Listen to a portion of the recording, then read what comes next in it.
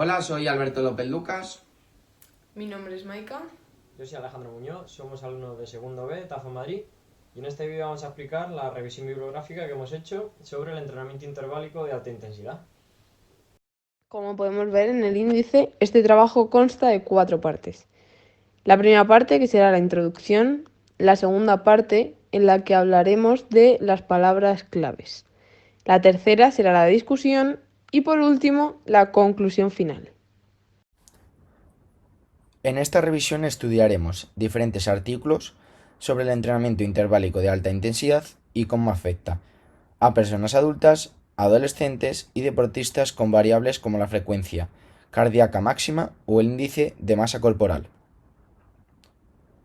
El entrenamiento interválico, también conocido como HIIT, High Intensity Interval Training, se caracteriza por la realización de breves series de ejercicios relativamente intensos separadas por periodos de reposo o de ejercicio a baja intensidad.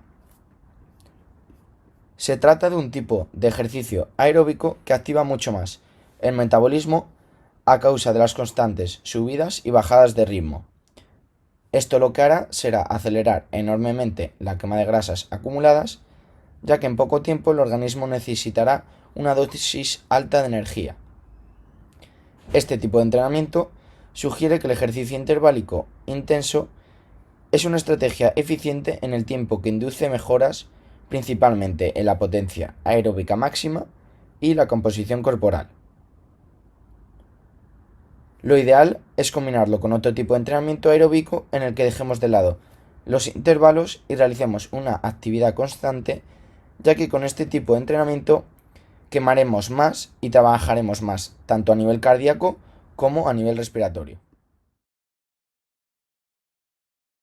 Este artículo trata sobre la influencia del entrenamiento interválico de alta intensidad en la capacidad aeróbica de personas con una lesión medular.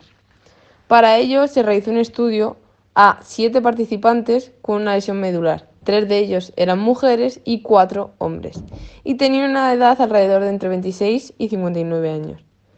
Eso sí, todos practicaban deporte de manera regular, desde hacía mínimo 2 años. Antes de empezar el estudio se pidieron los datos del peso, el ancho de la cintura, la frecuencia cardíaca en reposo y una vez realizado el test de aptitud cardiorrespiratoria, se procedió a comenzar con el entrenamiento. Para el programa de entrenamiento se realizaron 3 sesiones semanales durante 4 semanas, es decir, un total de 12 sesiones. En estos entrenamientos tendrían que realizar un calentamiento, donde harían movilidad articular, calentamiento cardiovascular, estabilización central y ejercicios compensatorios para el hombro, que es una de las zonas que más sufren estas personas. Para la parte principal del entrenamiento se dividió en 4 microciclos, en el que el tercero se incrementaba la intensidad en comparación con los 2 anteriores, además de aumentar también la densidad eliminando 1 minuto de descanso. En el cuarto microciclo se hizo exactamente igual. En la tercera semana se incrementó la intensidad y al terminar las 12 sesiones se hizo un post-test y en todas las pruebas en el ergonómetro se produjo una gran mejora, al igual que con la vía anaeróbica y aeróbica. En conclusión, gracias a este estudio se comprobó que gracias a estas 12 semanas de entrenamiento interválico, el dolor del hombro, que como hemos dicho antes es muy común, se redujo, además de mejorar las capacidades aeróbicas, y se comprobó que las personas con este tipo de lesión, con una lesión medular, que practicaban actividad física, tienen menos posibilidades de padecer enfermedades como resistencia a la insulina, riesgo de hipertensión, y se consigue una menor circunferencia abdominal. Por ello, se recomienda la actividad física, ya que existe una gran mejoría en muchos aspectos de salud. Este artículo habla sobre la presencia de este método en el trabajo de pretemporada de fútbol, ya que persigue mejorar el rendimiento del deportista tanto en lo referente a la habilidad para realizar esfuerzos máximos como a su capacidad aeróbica y de recuperación, puesto que es un deporte predominantemente aeróbico. El objetivo de este estudio fue comparar los efectos de 2 programas de entrenamiento interválicos con serie de diferente duración. 19 jugadores fueron utilizados para ello, de unos 20 años y similares características físicas, que fueron asignados en los 2 grupos al azar, El primero fue el Speed Endurance Training, que es el entrenamiento continuo, que realizaron 2 series de 10 minutos, con 10, 15 y 20 segundos al 100% y con 30, 45 y 60 segundos de recuperación. Y en el grupo de entrenamiento de alta intensidad realizaron 4 series de 4 minutos al 95% de frecuencia cardíaca máxima. También usaron un test de repetición de sprints de 8 repeticiones y 30 metros, con 25 segundos de recuperación activa antes y después de la intervención. En este deporte, donde el 90% de la energía es facilitada por el metabolismo aeróbico, la asistencia de sprints y esfuerzos de alta intensidad dan relevancia a la vía anaeróbica, ya que precedes a las situaciones decisivas del juego, de manera que la capacidad para repetirlos sin perder eficacia es clave para que el jugador tenga éxito en la competición. Los resultados frente al test de repetición de sprints no varían mucho entre los métodos, pero con los entrenamientos interválicos de alta intensidad obtenemos mejoras en el volumen de oxígeno máximo, mientras que trabajamos también la vía anaeróbica. Los objetivos de este estudio fueron comparar FC, que es la frecuencia cardíaca media entre dos tipos de entrenamiento de carga externa equiparada basados en la carrera, la relación de la velocidad aeróbica máxima con la frecuencia cardíaca de reserva y los efectos de estos dos tipos de entrenamiento sobre la frecuencia cardíaca basal. El estudio se llevó a cabo con 8 estudiantes de educación física pertenecientes a cuarto curso que realizaban práctica deportiva regular moderada. Estos tenían 23,25 años de media de edad y con una velocidad aeróbica máxima del 17,93 km por hora. Además, realizaron 2 tipos de entrenamiento, que es el entrenamiento continuo, que es 8 km al 70% de la velocidad aeróbica máxima, y un entrenamiento interválico, que es de 4 series por 1000 metros al 90% de la velocidad aeróbica máxima, más luego 1000 metros al 50%. Además, se registró la frecuencia cardíaca durante el entrenamiento y la frecuencia cardíaca basal antes y después del mismo. La diferencia de la frecuencia cardíaca media entre ambos métodos no fue muy significativa. Sin embargo, las medidas del entrenamiento continuo y del entrenamiento interválico fueron significativamente más elevadas que la calculada al 70% de la FCR. La FCB, que es la frecuencia cardíaca basal, se elevó de forma significativa, solamente después del entrenamiento interválico.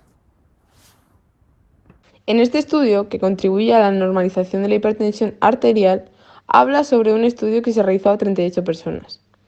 Estas personas fueron divididas en 2 grupos. Uno eran los normotensos y los otros eran los hipertensos. Estos 2 grupos realizaron un test que se llamaba test de Astran, que fue modificado a una bicicleta estática para evaluar la capacidad física máxima. Estas 38 personas fueron sometidas a 2 meses de entrenamiento que se realizaba 3 veces a la semana.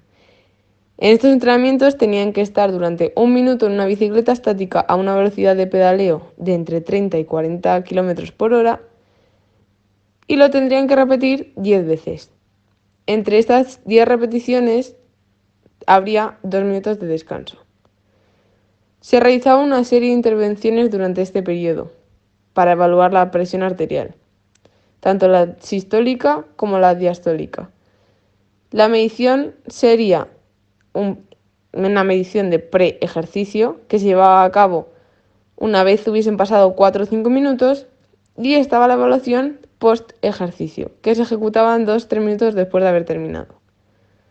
Al comparar las evaluaciones de cada grupo, entre la pre y la post, se puede alcanzar que no hubo variaciones en el grupo de normotensos, únicamente la VO2 max, donde hubo un aumento al finalizar este estudio, por lo que ya... Este artículo recoge la información que se obtuvo en un estudio cuyo objetivo fue evaluar los efectos sobre parámetros de grasa de un programa de alta intensidad desarrollado en adolescentes durante las clases de educación física, realizando una evaluación de la masa grasa antes y después del mismo. Para ello, 35 alumnos participaron en 2 grupos, desarrollando 3 sesiones durante 8 semanas con la ayuda de pulsómetros y del test de Kurnavet para obtener la frecuencia cardíaca máxima.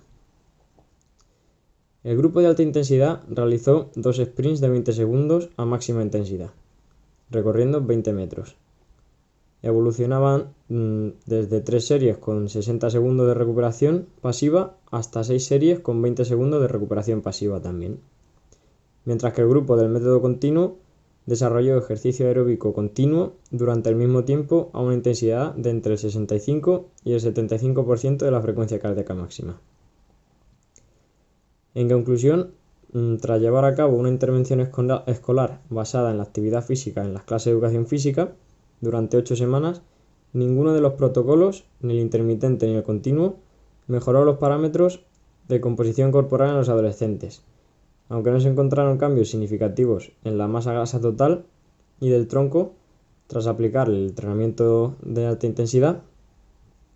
Los cambios obtenidos en el presente estudio podrían suponer un resultado positivo durante el desarrollo de esta etapa, donde se produce un gran incremento de la masa grasa.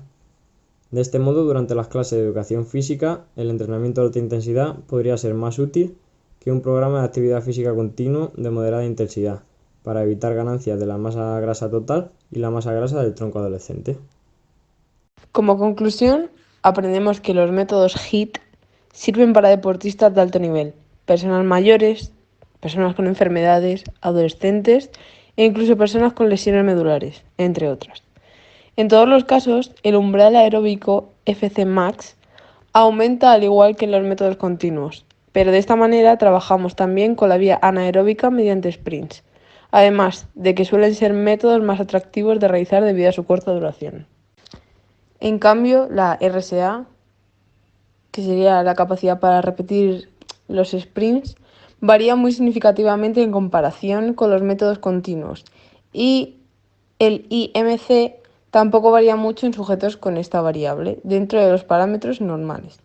En deportes de colaboración o posición, los sprints están en la mayoría de situaciones reales de juego, por lo que trabajan con estos métodos como ayuda a introducir este factor. Coincidimos también en que la salud general mejora notablemente en todos los sujetos, así como la estabilización de enfermedades crónicas como la hipertensión. Bueno, chicos, pues este ha sido nuestro trabajo de la revisión bibliográfica, en el que hemos tratado el tema de entrenamiento interválico, a la vez que lo hemos dividido en diferentes aspectos, de diferentes puntos de vista. Hemos tratado desde en adolescentes en educación física, en partidos de fútbol, entrenamientos de fútbol, gente mayor con hipertensión, como podéis ver, diferentes puntos de vista de los entrenamientos interválicos. Y nada más que decir, que esperamos que os haya gustado y eso es todo. Chao.